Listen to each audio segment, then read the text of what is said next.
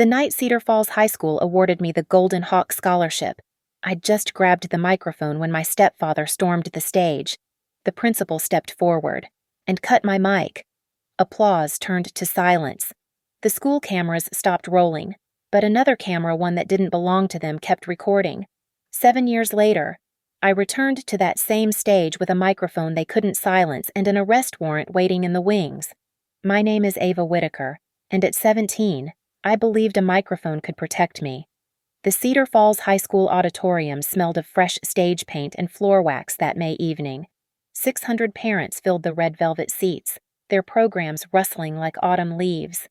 The follow spot tracked me across the polished oak stage, its heat pressing against my skin as I approached the podium for my Golden Hawk Scholarship acceptance speech. I'd practiced this moment for weeks. The weight of the wireless mic felt right in my palm, solid, real, mine. Through the stage light's glare, I could make out my mother Bethany in the third row, her hands twisted in her lap. Beside her, Dale Granger sat with his arms crossed, his contractor's bulk spilling into the aisle. Even from 30 feet away, I could smell the bourbon radiating from him like cologne. "Good evening, everyone," I began, my voice echoing through the PA system. "Tonight, I want to thank the people who get on with it." Dale's slur cut through the auditorium. A few nervous laughs rippled through the crowd. My fingers tightened on the mic. "Who helped me reach this moment?" I continued, forcing steadiness into my voice. "First, I want to honor my late father, whose craftsmanship and integrity." The sound of Dale's chair scraping backward shrieked through the room. Parents turned to stare as he stumbled into the aisle. His face flushed purple under the house lights. "Your father's dead," he roared, weaving toward the stage stairs. "I'm the one who feeds you, you ungrateful." The next seconds fractured into shards. Dale's work boots thundering up the stage steps.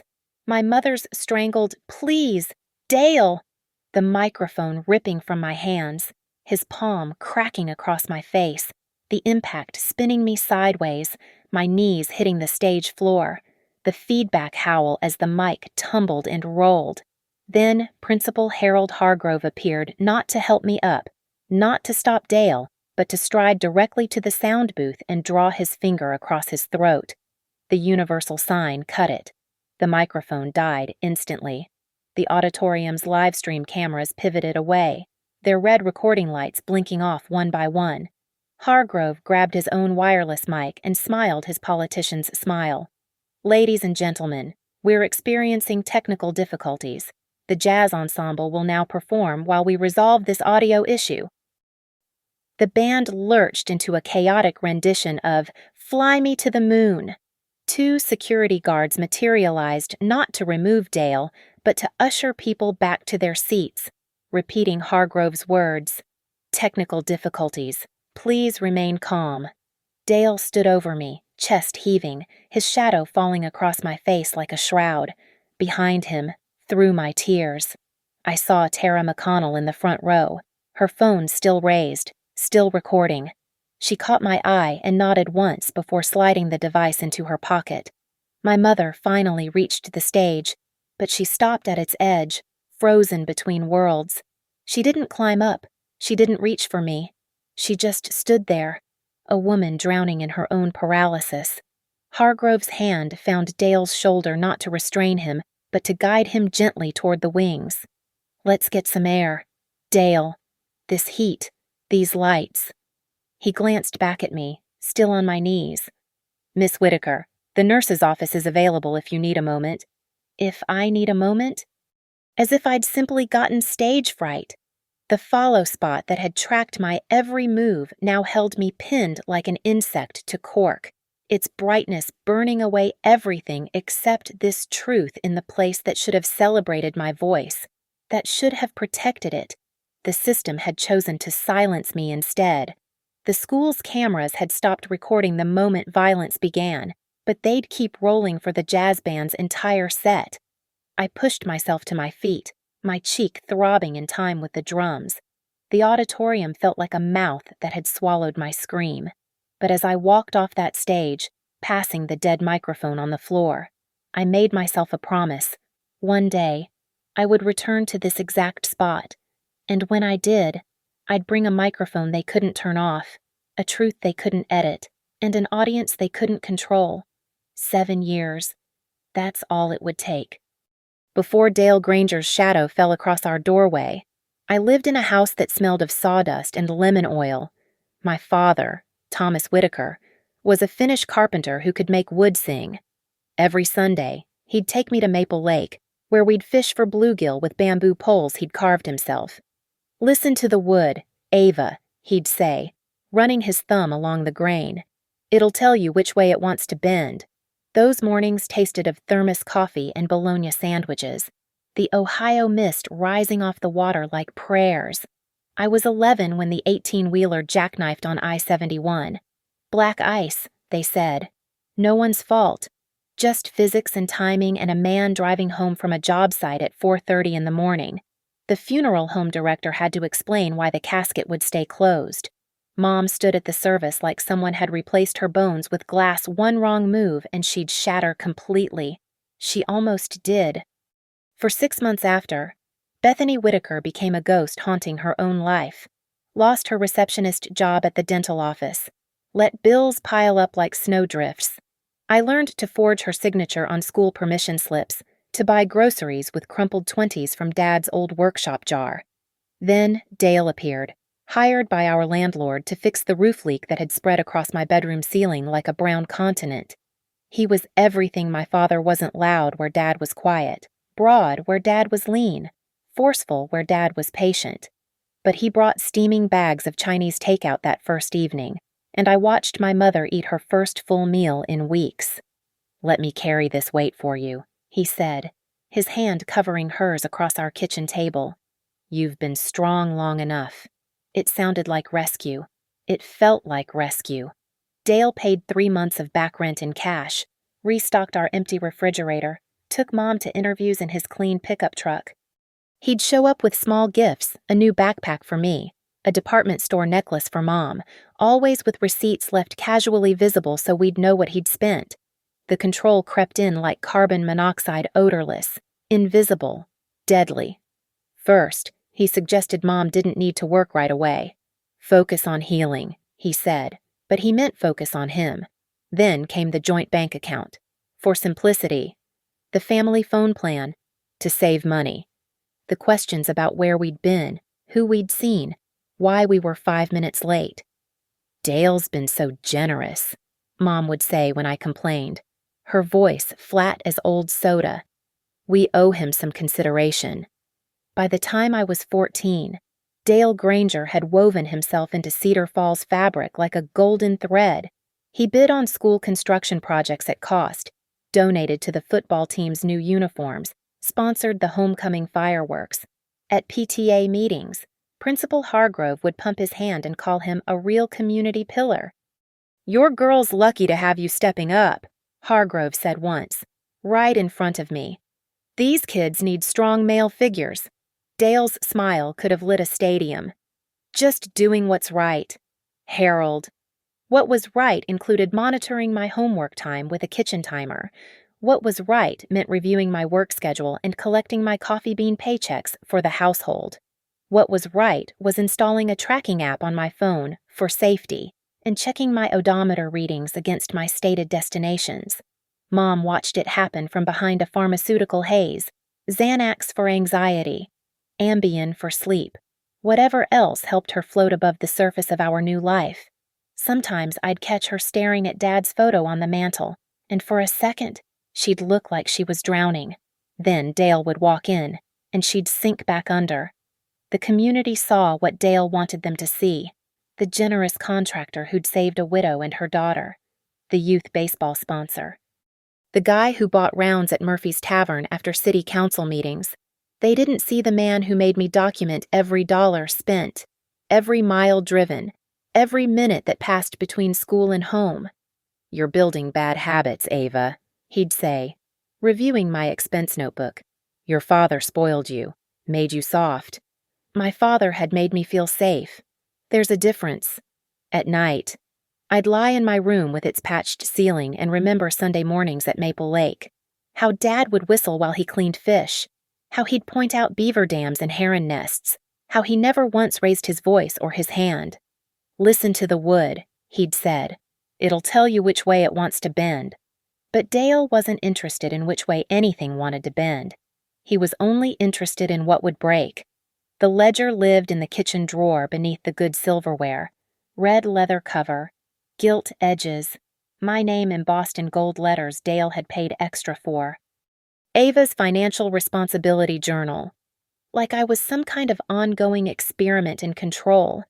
Every Friday at 6 p.m., we performed our ritual. I'd spread my coffee bean pay stub on the kitchen table while Dale watched, his contractor's hands folded like he was saying grace. Mom would hover by the sink, washing the same plate over and over. "Gross pay," he'd ask. $212. After taxes, $178.50. He'd nod toward the ledger. I'd open it to the current week, write the date in careful blue ink, record every cent. Then came the calculation 70% to household expenses, 20% to supervised savings, 10% for my approved personal use, $17.85 of my own money to last a week. It's teaching her responsibility. Dale would tell Mom when she occasionally surfaced from her medication fog long enough to question it. Her father never taught her the value of money. My father had taught me to build birdhouses and identify constellations. Apparently, that wasn't valuable enough. The rules extended beyond money. Door open when friends visited, not that many came anymore. Homework at the kitchen table where Dale could monitor it. Phone placed in the charging station in Dale's bedroom at 9 p.m. sharp. Location services always on. Battery never allowed below 20%. "Trust is earned," he'd say, though I couldn't figure out what I'd done to lose it in the first place. I tried reporting the financial control to Mrs. Patterson, the school counselor. She listened with sympathetic eyes, then asked if Dale had ever been inappropriate with me, her euphemism hanging in the air like smoke. "No, nothing like that. He just controls the money, honey. That's not abuse. That's parenting. You're lucky to have someone teaching you financial discipline." I tried again with Principal Hargrove when Dale's grip tightened after I'd been 5 minutes late from work traffic from a fender bender on Main Street. "Mr. Granger just wants you safe," Hargrove said, his office walls covered with photos from school events Dale had sponsored. "Do you know how much that man has given to this school? The new scoreboards, the band uniforms. He cares about this community. Ava, he cares about you. He makes me document every penny I spend. He tracks my phone. Has he hit you? No, but threatened you? Not exactly, but then I'm not sure what you expect me to do. Bring me evidence of actual harm, and we'll talk." Evidence. As if the ledger wasn't evidence. As if my mother's growing collection of prescription bottles wasn't evidence. As if the way she flinched when Dale's truck pulled into the driveway wasn't evidence enough. The radio club became my only escape. Mr. Ruiz, the music teacher who ran it, didn't ask why I stayed late every Tuesday and Thursday, adjusting levels on the ancient broadcast board, learning to splice tape and edit audio. The equipment room smelled like dust and old electronics, but it was mine for those 2 hours a week. "You've got a good ear," Mr. Ruiz said once, listening to a news segment I'd produced about the school lunch program. "Ever think about doing this professionally?" I wanted to tell him I thought about nothing else, about voices that couldn't be turned off, about stories that couldn't be buried, about evidence that couldn't be dismissed. Instead, I just nodded and kept working. "Dale's a good man," Mom said that night, after I'd asked to attend a weekend radio workshop in Columbus. "He provides for us. Do you know how hard that is for him taking on another man's family?" We weren't another man's family. We were Dad's family. But Dad was gone, and Dale was here, and apparently that mathematics was supposed to equal gratitude. The workshop request was denied. "Too expensive," Dale said, though I'd seen him drop 3 times that amount on new golf clubs the previous week. "Besides, you need to focus on practical skills. Radio's a dying industry." He was wrong about that. Radio was about frequency and waves and signals that traveled through walls and windows and locked doors. It was about voices carrying across distances, reaching people in their cars and kitchens and bedrooms. It was about broadcasting truth into the darkness. In the equipment room, I learned to record onto hidden drives, to create redundant backups, to timestamp everything. Mr. Ruiz thought I was just exceptionally thorough. I was building evidence. I just didn't know for what yet. The night before the Golden Hawk ceremony, Dale reviewed my acceptance speech, his red pen bleeding across my carefully typed pages. "Too much about your father," he said, crossing out entire paragraphs. "People will think you're ungrateful for everything I've done." I rewrote it at the kitchen table while Mom sat in the living room, staring at nothing. But I kept the original version, folded small in my pocket. Standing at that podium the next night, I pulled out the original speech, my small rebellion, my tiny declaration of independence. It would cost me more than I imagined, but it would also teach me that evidence wasn't just about what happened. It was about who controlled the record of what happened, and I was about to learn how to take that control back. The slap echoed off the auditorium walls like a gunshot. For a moment, I couldn't process what had happened. My cheek burned. My knee throbbed where it had hit the stage floor, and 600 people sat frozen in their seats like witnesses to a car crash. The microphone lay 3 feet away, its red power light still glowing, but no sound emerged from the speakers. Dale stood over me, swaying slightly, his breath coming in bourbon-soaked gasps. "Ungrateful little bitch," he muttered, loud enough for the front rows to hear. "I gave you everything." That's when Principal Hargrove moved not toward Dale, not to help me, but straight to the sound booth where Derek Poole, the AV coordinator, sat with his hands frozen on the control board. "Cut it all," Hargrove hissed. "Now!" Derek's fingers moved across the switches. The live stream died. The recording cameras swiveled away. The auditorium's main sound system went dead. But I saw Tara McConnell in the front row, her phone steady in her hands, the small red dot indicating she was still recording. "Ladies and gentlemen," Hargrove's practiced voice floated over the chaos, using his backup wireless mic. "We're experiencing some technical difficulties. The jazz ensemble will now perform while we sort this out." Technical difficulties. That's what they were calling assault now.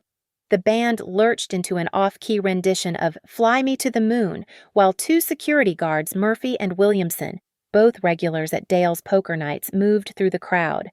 "Please remain seated," Murphy announced. "Just a small family matter. Nothing to worry about." A family matter? On school property? During a school event? In front of 600 witnesses?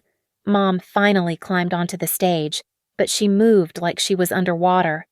"Dale, please, let's just go home." "Home." Dale turned on her. "I paid for this ceremony. I paid for her dress. I paid for every goddamn thing, and this is the thanks I get." Hargrove appeared at Dale's elbow, his voice low and soothing. "Dale, buddy, let's take a walk. Get some fresh air." He glanced at me, still on the floor. "Miss Whitaker, the nurse's office is available." "She doesn't need a nurse." "Mr. Ruiz said, suddenly beside me, helping me to my feet. She needs to learn respect." Hargrove cut him off. "And you need to remember you're an adjunct teacher, Mr. Ruiz. Part-time, replaceable." The threat hung in the air like smoke. Mr. Ruiz's jaw tightened, but he said nothing more. "Everyone, please." Hargrove addressed the crowd again, his politician's smile never wavering. "Let's focus on celebrating our students' achievements. The ceremony will resume momentarily." But there was no ceremony to resume. Not for me. My moment had been deleted, erased, cut from the official record like it never happened. Dale let Hargrove guide him toward the wings, but not before he turned back to me. "You're done," he said quietly. "No more radio club, no more after-school activities. You come straight home, you understand." I understood. I understood that the man who just assaulted me in public was walking away without consequences. I understood that the principal charged with protecting students had chosen to protect his donor instead. I understood that my mother would go home with him tonight, take her pills, and pretend this never happened. "There's nothing on the official recording," Derek Poole whispered to me as I passed the sound booth. His hands were shaking. He made me wipe it all. "I'm sorry, Ava. I'm so sorry." But Tara was waiting by the exit, her phone clutched against her chest. "I got it," she breathed. "The whole thing, the slap, Hargrove cutting the mic, all of it." "Hide it," I whispered back. "Please." The next morning, Hargrove called an emergency administrative meeting. The story, as he crafted it, was simple. I'd suffered from stage fright, had a panic attack, and Dale had tried to help me off stage. The misunderstanding had been blown out of proportion by emotional responses from certain audience members. "Miss Whitaker agrees this was all a misunderstanding," Hargrove announced to the senior class. "Don't we?" Miss Whitaker. Every eye in the room turned to me. Dale had made it clear that morning agree, or Mom would suffer. Her pills might disappear. Her doctor appointments might be canceled. The small freedoms she had left might vanish entirely. "Yes," I said, the word tasting like ash. A misunderstanding. But Tara caught my eye and touched her pocket where her phone rested. The evidence existed, even if I couldn't use it. Not yet. Mr. Ruiz pulled me aside after the announcement. "I've been teaching for 15 years, he said quietly. "I've never been more ashamed than I am right now, of Hargrove, of this system, of myself for not doing more." "It's not your fault," I said. "No," he agreed, "but my silence makes me complicit. We're all complicit." That afternoon, the Cedar Falls Gazette ran a brief piece about the Golden Hawk ceremony. They mentioned the weather, the jazz ensemble's performance, and the list of scholarship winners. There was no mention of what had happened to me. The official school photos showed the other winners, but somehow missed capturing my moment at the podium. I'd been erased from my own story. But Tara's phone held the truth. And Derek Poole remembered what he'd been forced to do. And Mr. Ruiz carried the shame of his silence. Evidence, I realized, wasn't just about what was recorded. It was about what people remembered, what they carried, what festered in their conscience like splinters. Someday, I promised myself, I would pull every splinter free. I left Cedar Falls at 3:45 on my 18th birthday, carrying everything I owned in Dad's old canvas duffel. Mom was unconscious on enough Ambien to ensure she wouldn't hear Dale's truck leave for his 6 a.m. job site. I'd saved $300 by skimming from grocery money over 6 months, telling Dale prices had gone up. The Greyhound to Columbus smelled like disinfectant and desperation, but it was mine. Northline Community Radio operated out of a converted warehouse in Columbus's Franklinton district, all exposed brick and salvaged equipment. I'd applied for an internship using the school library's computer, interviewed via a borrowed phone during lunch breaks. They offered minimum wage and no benefits. It was perfect. "You're the girl who produced that school lunch investigation," Patricia Huang, the station manager, said my first day. "Clean audio, good pacing. You understand sound." What I understood was power who had it, who controlled it, who could flip a switch and make truth disappear. Patricia taught me things Cedar Falls never could. How to file Freedom of Information Act requests. How to track shell companies through public records. How to use audio forensics to authenticate recordings. How to broadcast on multiple platforms simultaneously so no single person could kill your signal. "Never trust a single point of failure," she said, showing me the backup transmitters. "Always have redundancy." I thought about Hargrove's finger across his throat. The instant silence that followed. Evenings. I volunteered at the Columbus Legal Aid Society with Maya Pierce, a defense attorney who ran a pro bono clinic for domestic violence survivors. Maya was everything I wanted to be: sharp, uncompromising, with a voice that carried authority even at a whisper. "Documentation is everything," she taught me. But it's not just about what happened. It's about patterns, money trails, witness intimidation. The cover-up is often more actionable than the original crime. I started building files. Dale's construction company, DCG Contracting, had received 16 no-bid contracts from Cedar Falls School District over 7 years. $300,000 in gym renovations, $500,000 for the new science wing, always just under the threshold requiring competitive bidding. "This is good work," Maya said, reviewing my research. "But what's your legal interest?" "He hit me, in public. The principal covered it up." "When?" 2 years ago. Statute of limitations for simple assault in Ohio is 2 years. You'd need something current. Current. I had nothing current except Mom's occasional calls at 2 a.m., crying and incoherent, hanging up when I asked if she was safe. I'd record them anyway, building an archive of fear.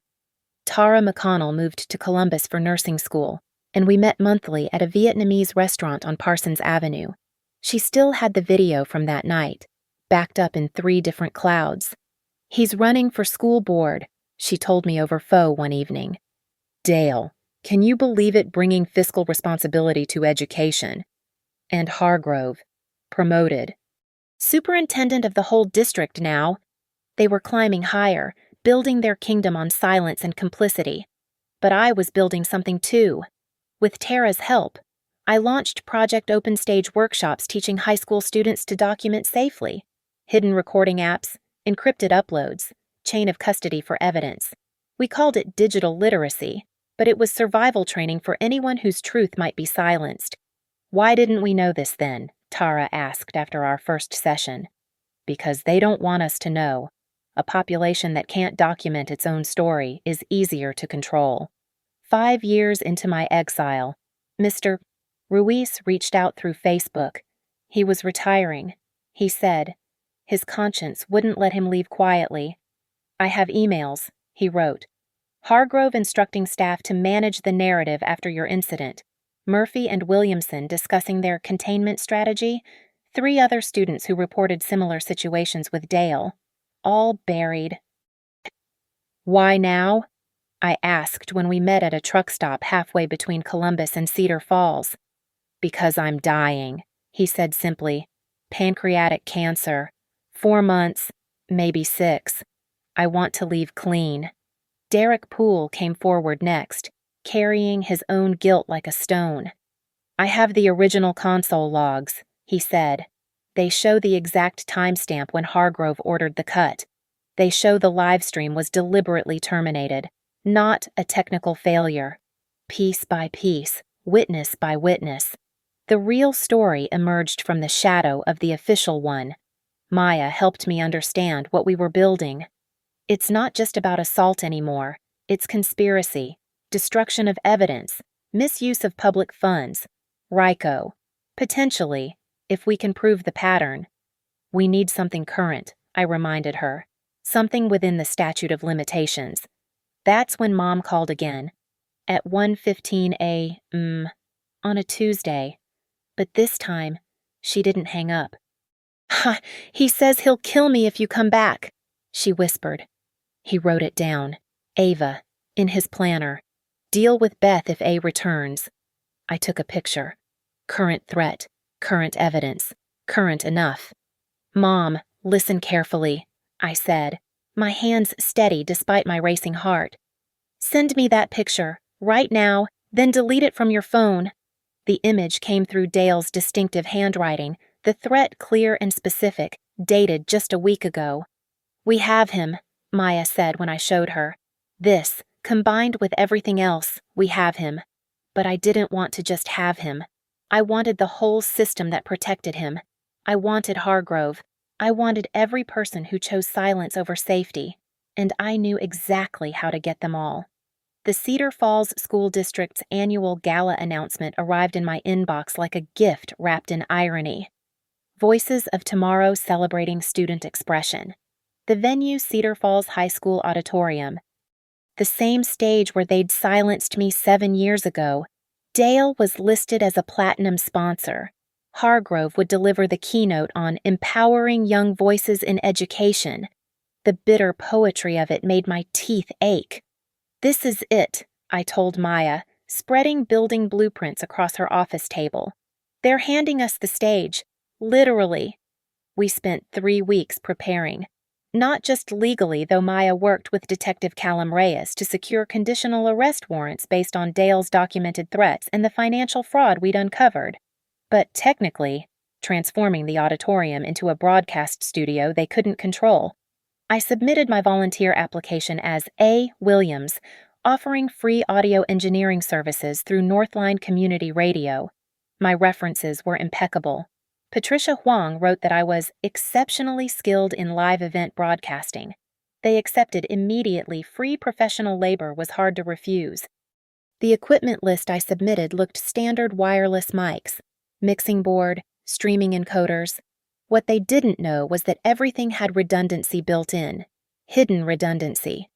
Lavalier mic with independent transmitter. I explained to Tara as we did our walkthrough 2 days before the gala. Tapes under the podium lip. Even if they cut the main board, this keeps broadcasting. And this, she held up what looked like a standard equipment case. Battery-powered speaker array, lives in the stage trap, remote activated. If they kill house sound, we go gorilla. The crown jewel was the streaming setup. 3 separate encoders, each running through different internet sources. The school's network for the official stream. Sure. But also a cellular hotspot routing to an offshore server, and a satellite uplink Patricia had borrowed from the station's emergency kit. "You're building a pirate radio station," Maya observed. "I'm building an unstoppable truth machine." Mr. Ruiz, despite his illness, insisted on attending. "I'll be in the wings," he said, "with my phone recording everything, my last performance." Derek Poole, still working AV for the district, provided inside intelligence. "Hargrove wants a 15-second delay on the live stream, in case of technical issues." "Can you override it?" "Not from the main board, but if someone were to, say, patch directly into the encoder?" He slipped me an Ethernet cable. "Port 18. Bypasses the delay entirely." The legal preparation was meticulous. Maya worked with Detective Reyes to establish clear conditions for Dale's arrest. The years-old assault was past statute, but the recent threats against Mom, combined with evidence of ongoing financial fraud and conspiracy, gave them grounds. "But we need him to do something current," Reyes explained. "Threatening behavior, attempted assault, violating a protection order, something that happens in my presence." "He will," I said. "When he sees what I'm broadcasting, he won't be able to help himself." We edited Tara's video from 7 years ago, adding timestamps, highlighting the moment Hargrove ordered the media blackout. We overlaid it with the emails Mr. Ruiz had provided, the financial documents showing Dale's no-bid contracts, the testimony from 3 other families Dale had intimidated into silence. "It's a documentary," Maya said. "A very short, very devastating documentary." "It's evidence," I corrected. "Presented in prime time." Mom didn't know I was coming. I couldn't risk Dale discovering the plan, but I'd been tracking her through her pharmacy refills, her credit card charges. She'd be there. Dale would insist on the perfect family appearance for his school board campaign. The night before the gala, I sat in my Columbus apartment, testing every piece of equipment one final time. The lavalier mic picked up my whisper from across the room. The cellular hotspot showed full bars. The battery speakers had 8 hours of charge. "You know this is dangerous," Patricia said when I'd told her the plan. "If it goes wrong." "It went wrong 7 years ago. This is making it right." I thought about Dad, about listening to the wood to know which way it wanted to bend. But some wood was rotten to the core. It didn't want to bend. It needed to break. The conditional arrest warrant sat in Detective Reyes's pocket like a promise. Dale's name at the top, charges listed below: terroristic threats, conspiracy to commit fraud, embezzlement of public funds, witness intimidation.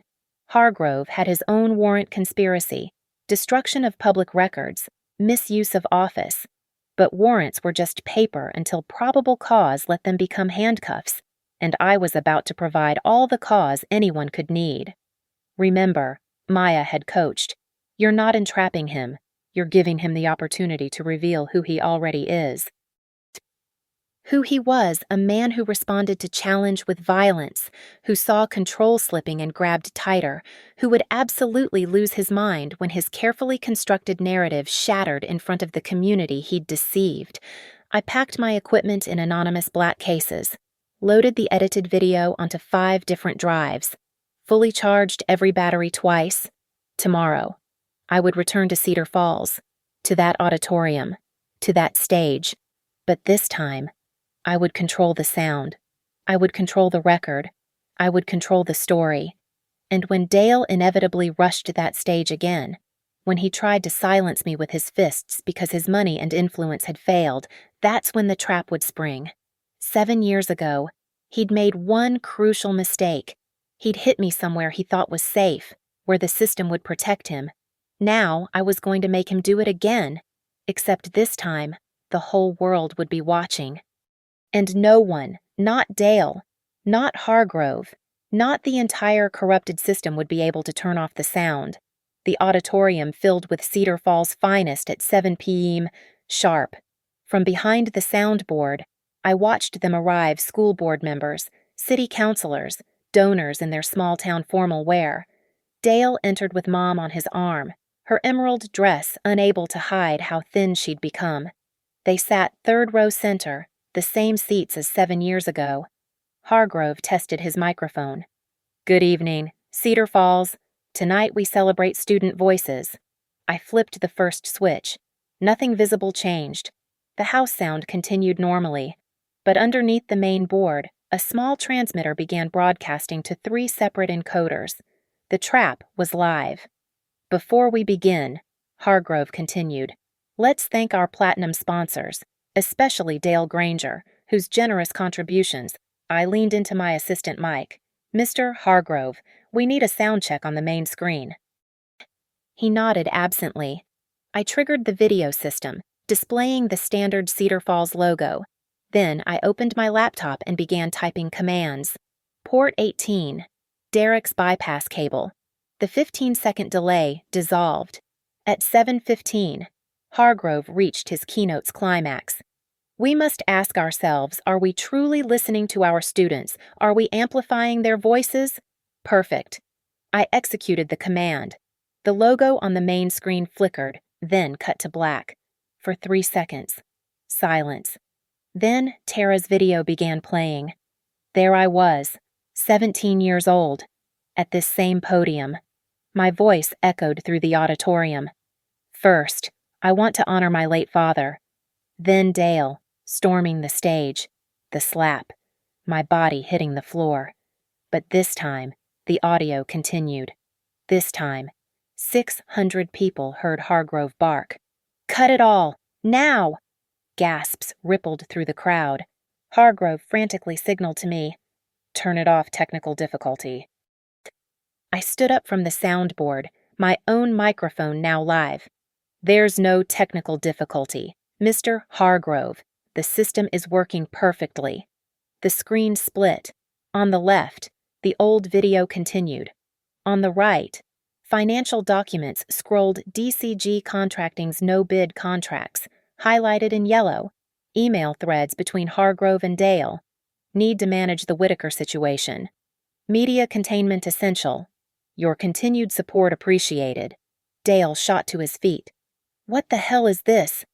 This is evidence. Dale. I walked toward the stage, my lavalier mic broadcasting clearly. Evidence you thought was destroyed. Evidence of assault, fraud, conspiracy. Turn it off. Hargrove grabbed his mic, tried to override the system. Nothing. He ran to the soundboard, began pulling cables. The house speakers went dead. But the battery-powered array in the stage trap activated. My voice continued from beneath their feet. The projection continued on the screen. The live stream continued to the internet. You have no right. Dale was moving now, pushing through the aisle toward me. I have every right, I said, climbing onto the stage. 7 years ago, you silenced me here. You thought your money, your connections, your control would last forever. The screen changed. 3 other families appeared in recorded testimony. Dale threatened us. Hargrove said no one would believe. They destroyed the records. Dale reached the stage stairs. His face was purple, veins bulging. You lying little... Stop right there! Mr. Granger! Detective Reyes stepped from the wings, badge visible. Behind him, 2 uniformed officers. But Dale was beyond reason. He lunged up the stairs, fist raised the exact same motion as 7 years ago. Except this time, Reyes was ready. Dale's arm was twisted behind his back before he could complete the swing. The handcuffs clicked with beautiful finality.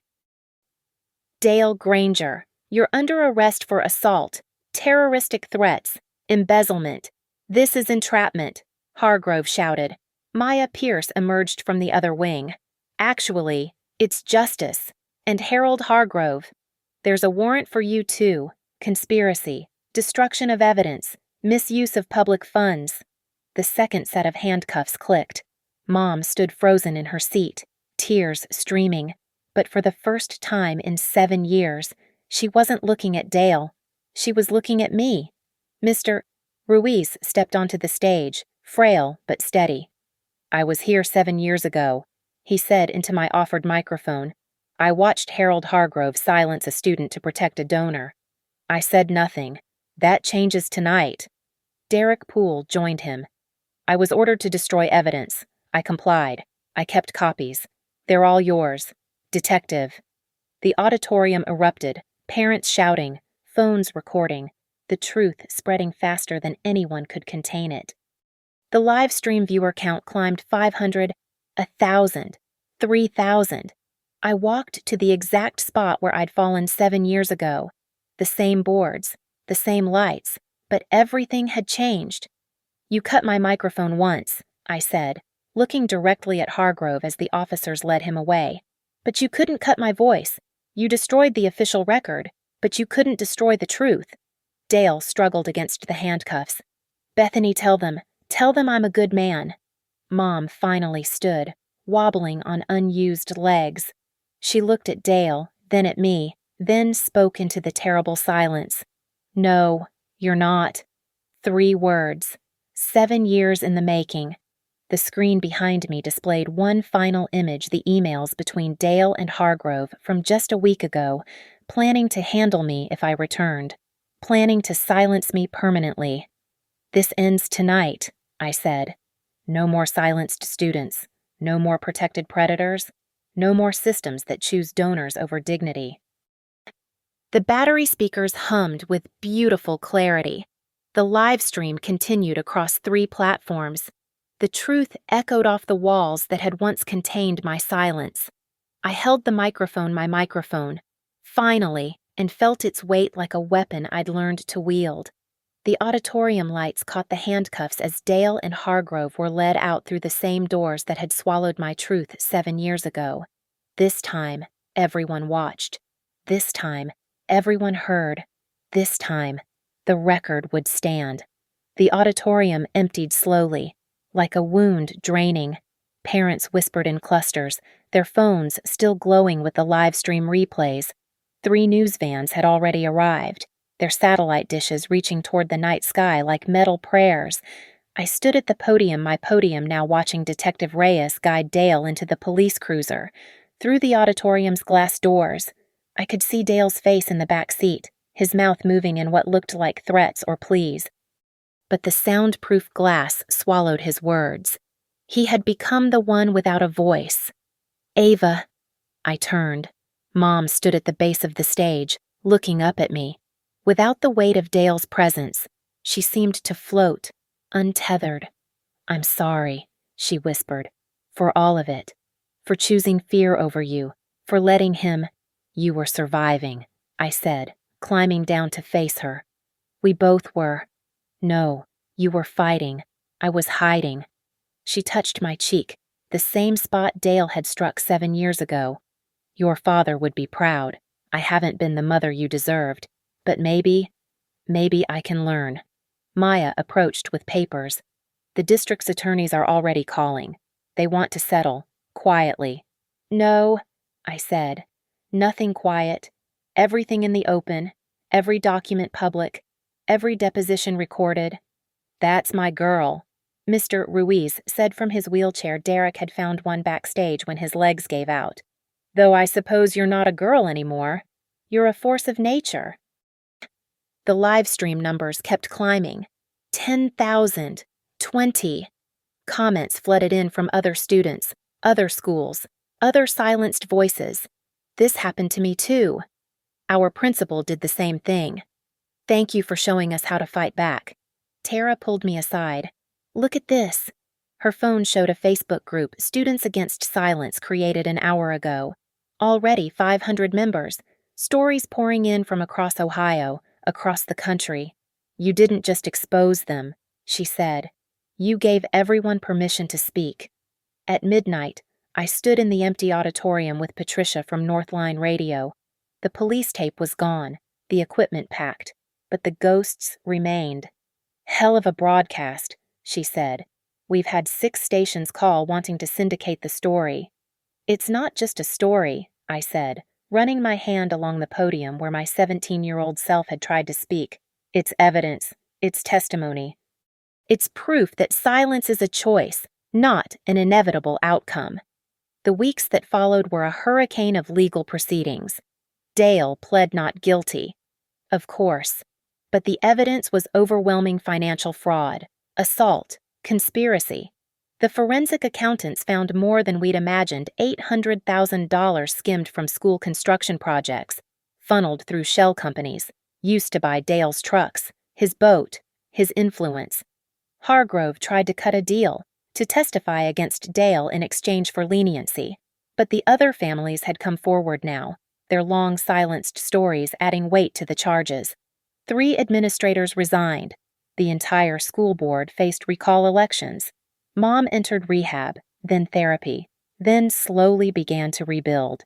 She started working again part-time at first, then full. She moved out of Dale's house and into a small apartment near the lake where Dad used to take me fishing. I can see the water from my kitchen, she told me. It reminds me of who we used to be.